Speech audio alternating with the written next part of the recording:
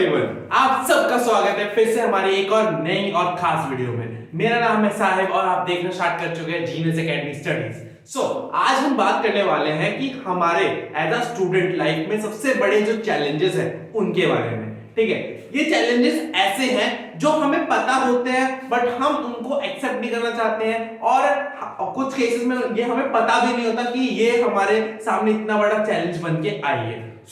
आज की वीडियो में हम इसी बारे में बात करेंगे कि कौन कौन से ऐसे चैलेंजेस हैं जो एक स्टूडेंट को फेस करना पड़ता है और हम कैसे उन चैलेंजेस को ओवरकम करेंगे। तो ओवरकम करने वाली जो वीडियो है वो कल आएगी। आज हम बात करते हैं चैलेंजेस के बारे में। तो सबसे पहले चैलेंज नंबर 1 वो होता है डिस्ट्रैक्शन। क्या होता है वो हमारा पहला चैलेंज? डिस्ट्रैक्शन होता है। ठीक है, अब ये डिस्ट्रैक्शन कैसा होता है भैया? ये डिस्ट्रैक्शन क्या होता है? मैं तो बड़ा कंसंट्रेशन के साथ पढ़ाई करता हूं, ठीक है, बट डिस्ट्रैक्शन होता है। ठीक है, तुम बिना चाहे भी तुम उनसे डिस्ट्रैक्शन हो जाएगा, और इस डिस्ट्रैक्शन का जो कारण है ना वो मेन है तुम्हारा PFF। ठीक है, मतलब फोन, एक तो तुम्हारा फोन, एक फ्रेंड्स और एक फैमिली।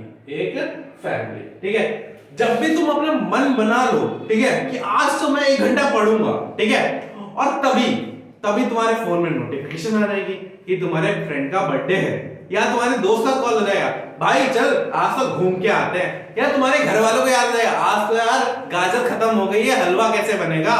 ये सारी की सारी डिस्ट्रैक्शन एक साथ आ जाएगी तुम्हारे पास। ठीक है, तो सबसे बड़ा जो चैलेंज होता है स्टूडेंट के लिए वो होता है उसका डिस्ट्रैक्शन। मतलब जब भी हम अच्छे से कंसंट्रेट करके पढ़ने बैठते हैं तभी ये सब डिस्ट्रैक्शन आ जाती है। और आजकल सोशल मीडिया के टाइम में तो बस कोई लाखों किलोमीटर दूर बैठा हुआ है ना, वो भी तुम्हें डिस्ट्रैक्ट कर सकता है बस एक क्लिक से।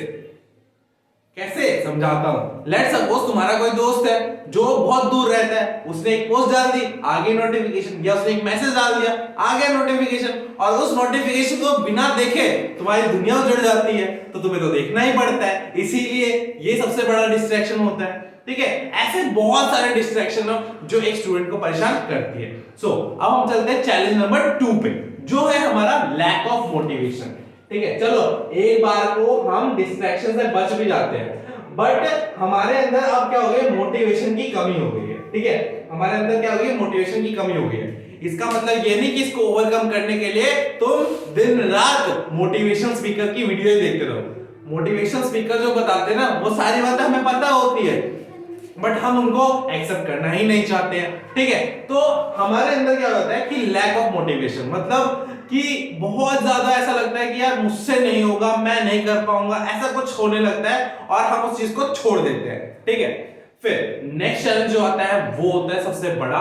जब हम पढ़ने बैठते हैं तो हमें कोई कॉन्सेप्ट समझ में नहीं आता, तो जब हमें कोई कॉन्सेप्ट समझ में नहीं आता तो हम उसे छोड़ के आगे बढ़ जाते हैं, और यही सबसे बड़ी निशानी है एक क्विटर की। ठीक है, बुरा मत मानना, बट एक क्विटर की सबसे बड़ी निशानी ये होती है कि उसे कुछ जो कॉन्सेप्ट समझ में नहीं आया वो छोड़ के उसको आगे निकल जाता है। ठीक है, तो थर्ड चैलेंज क्या है हमारा? Understanding the concept. अरे मान लिया तुम्हारे टीचर्स ने समझाया, तुम्हें समझ में नहीं आया, टीचर्स ही अकेले हैं क्या? आजकल तुम्हारा फोन है, फोन में यूट्यूब है। ठीक है, बोले भैया अभी तो आपने बोला कि फोन से डिस्ट्रैक्शन होता है, तो मैंने कब बोला कि फोन उस टाइम चलाओ जब तुम पढ़ रहे हो? जब तुम फोन चला रहे हो तब भी तो पढ़ाई की चीजें सर्च कर सकते हो, या पढ़ने के टाइम ही फोन चलाना है तुम्हें? सारा का सारा पढ़ाई के टाइम ही याद आता है, तब डिस्ट्रैक्शन बन जाएगा। जब तुम फ्री बैठ के दोस्त से गप्पे मार लो, सर्च कर लो अपना डाउट, अपना कॉन्सेप्ट, हो जाएगा ठीक। ठीक है, अब नेक्स्ट जो है चैलेंज नंबर 4 वो है हमारा ह्यूज पेंडेंसी। ठीक है, मैं यहाँ पे ट्यूशन पढ़ाता हूँ और मैं बच्चों को देखता रहता हूँ, बच्चे बोलते हैं भैया टेस्ट मत लो, भैया सुनो मत, भैया हमें होमवर्क मत दो, क्योंकि स्कूल का एक्स्ट्रा काम हमें पढ़ा रहता है, स्कूल की पेंडिंग कॉपीज पड़ी रहती है। तो मैं एक सीरियसली बात बता देता हूँ कि स्कूल की कॉपी कंप्लीट करके आज तक किसी बच्चे को कुछ नहीं मिला है। ठीक है, तुम टीचर के सामने अच्छे बन जाओगे कॉपी टाइम पे चेक करवा के, बट तुम्हें आएगा कुछ नहीं, क्योंकि बच्चे क्या करते हैं? कॉपी कंप्लीट करने के चक्कर में पढ़ाई लिखाई सब छोड़ देते हैं और दोस्त की कॉपी लेते हैं और कॉपी पेस्ट कर देते हैं। उस कॉपी पेस्ट से कुछ भी समझ नहीं आएगा तुम्हें, और कभी आ भी नहीं सकता है। तो ये सबसे बड़ी प्रॉब्लम है इस जनरेशन की। ठीक है, अब लास्ट जो है चैलेंज, वो चैलेंज ऐसा है जो इन सब चैलेंजों के बाद आता है। उसको मैंने इसलिए सबसे लास्ट में रखा है क्योंकि वो हमारी ही कमी होती है एक तरह से। कि लेट्स सपोज हमें पता है कि हमें कुछ कमी है, ठीक है, हमसे कोई चीज नहीं हो रही है, बट हम इतने ढीठ बन चुके हैं, हम एक्सेप्ट ही नहीं करना चाहते कि हमारे अंदर कोई प्रॉब्लम है। और अगर किसी ने बता दिया कि तुम्हारे अंदर ये कमी है, तो तुम उसको अपनी आंख दिखाओगे। तो सबसे बड़ा जो चैलेंज होता है वो होता है अपने ईगो की वजह से ये एक्सेप्टिंग प्रॉब्लम आती है।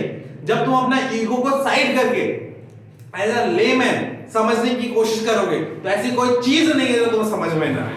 सो सबसे जो बड़ा चैलेंज है वो है तुम्हारा नॉट एक्सेप्टिंग बिहेवियर। अरे यार नहीं आता तो नहीं आता, क्या चला जाएगा, सीख लूंगा। ठीक है, नहीं आता।